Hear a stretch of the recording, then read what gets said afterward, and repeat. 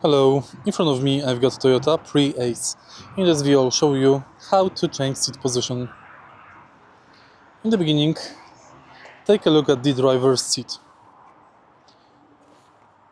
Right here we've got the first lever, thanks to which we can change driver's seat height. Thanks to this knob we can fold back of the seat. Thanks to lever right here we can change distance from the steering wheel. In the end, we've got knob here,